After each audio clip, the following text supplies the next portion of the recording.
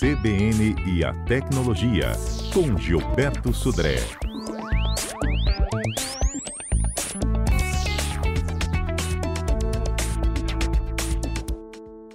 Ei, Gilberto, bom dia para você.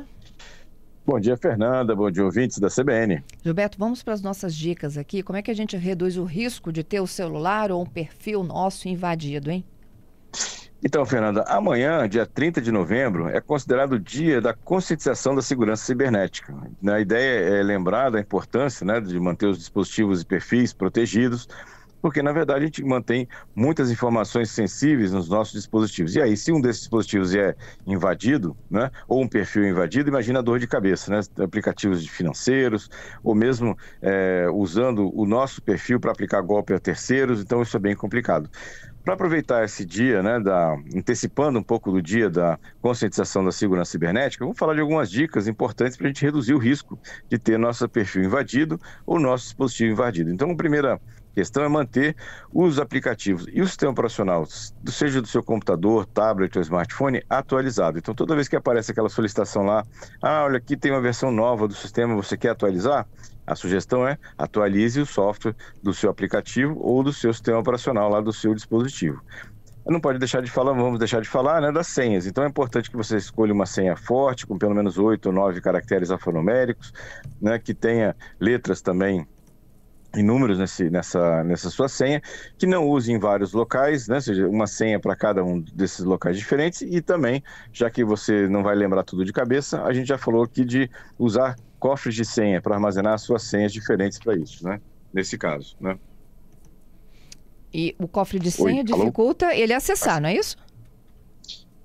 Exatamente. Na verdade, a ideia é que a gente tenha uma forma de lembrar das senhas. Então, o cofre de senhas, na verdade, ele vai armazenar de forma segura aquelas dezenas de senhas que a gente tem na internet. Ou seja, a gente vai armazenando essas informações lá no cofre de senhas e aí eu não preciso lembrar de todas essas senhas que eu tenho. Eu lembro de uma senha só e essa senha vai permitir que eu consiga ter acesso a esse banco de dados criptografado de senhas para isso. Não podemos esquecer de falar da autenticação de 2 fatores, ou seja, todos os perfis mais importantes da internet hoje já permitem a configuração daquela autenticação de 2 fatores, que é ou envia um SMS, que não é a melhor solução, mas que tem alguns lugares que usam, ou usa um aplicativo no celular para que você tenha, além do login e a senha, um segundo fator para autenticar você. Cuidado com senhas, com a rede sem fio públicas, a gente já falou sobre isso também, ou seja, a rede sem fios públicos, você nunca sabe quem está monitorando o seu tráfego, então cuidado com elas, quando você for usar esse tipo de rede sem fio, você não fazer nenhum tipo de compra ou acesso a aplicativos financeiros, que é bem complicado. Se sua rede sem fio interna da sua casa, é interessante que você não divulgue a senha, pelo menos a sua senha principal da sua rede sem fio doméstica, porque quem tem a senha da sua rede sem fio doméstica pode usar a sua senha ou sua rede para fazer algum tipo de ação ilícita, e aí você que vai ser identificado como a origem daquela ação ilícita, para isso. O armazenamento em nuvem é interessante, mas cuidado com o que você coloca lá dentro, seja porque você tem problemas de vazamentos de dados em relação às senhas, ou em relação ao conteúdo da rede da armazenamento de nuvem. Então isso é uma questão importante. E fazer backup. Muitos dos nossos dados que a gente armazena nos nossos tablets e celulares são muito importantes e muitas vezes não tem nem como você recuperar. Imagina uma foto de um parente, que você não tem mais aquela foto, que só está armazenada no seu celular. Se você perder, não tem como recuperar. Então, a sugestão também em relação à segurança da informação é que você faça backup dos seus dados confidenciais, documentos, fotos e vídeos também para isso. E por último, ficar de olho nos golpes. A gente fala de golpe aí toda quarta-feira aqui no CBN Tecnologia. Então, ou seja, cuidado com os golpes, desconfie daquelas propostas mirabolantes que a gente recebe na internet, e principalmente aquelas mensagens que têm um senso de urgência, que você tem que fazer agora, senão você vai perder o desconto, vai perder a promoção. Então, desconfie dessas mensagens também.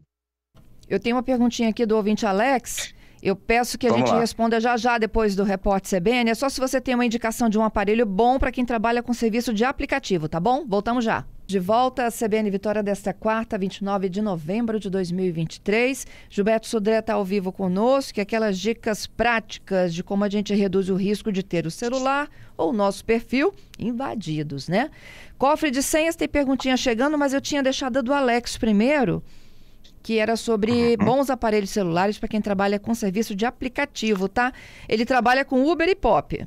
E 99, trabalha com todos, então. Legal. Então, Fernanda, para esse tipo de uso, né, 3 coisas me parece que são bastante importantes do celular. Uma, que tem um GPS muito bom, porque ele vai usar isso para navegação. Segundo, é um aparelho que tem que ter uma tela grande, né, porque para ele possa me enxergar, né, a navegação e poder interagir, inclusive teclar na superfície da tela para poder fazer alguma interação com o aplicativo, e ter uma boa resistência à temperatura, que muitas vezes ele funciona com o celular dentro do carro, a temperatura alta, no sol. Então, ou seja, algumas dicas que a gente pode selecionar de aparelhos para esse tipo de uso. Primeiro, vamos falar do Xiaomi Poco M3 ou Poco M5, então linhas da Xiaomi. No caso de Motorola, a gente tem o Moto E22 e o Motorola G60, que são 2 smartphones também bem interessantes para esse uso.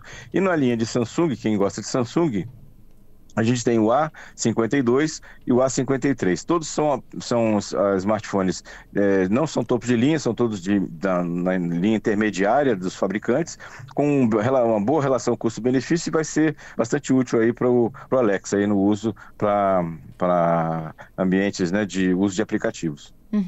A pergunta do Gerson é se o cofre de senhas tem que ser baixado ou se já tem algum tipo instalado no celular. Então, na verdade, os cofres de senhas, eles normalmente são instalados no celular. Então, você tem ou ele já integrado na solução de antivírus, alguns antivírus já têm integração internamente já no antivírus de um cofre de senhas, ou cofre de senhas tipo o Bitwarden ou tipo o KeePass, né, que são cofres de senhas que você instala, é um aplicativo que você instala no smartphone. Entendido. Por fim, olha aqui o Max. Comprei um Samsung A54 5G. Ele diz que é top, a câmera é top e ele é rápido também. Deixando dica aqui para os demais.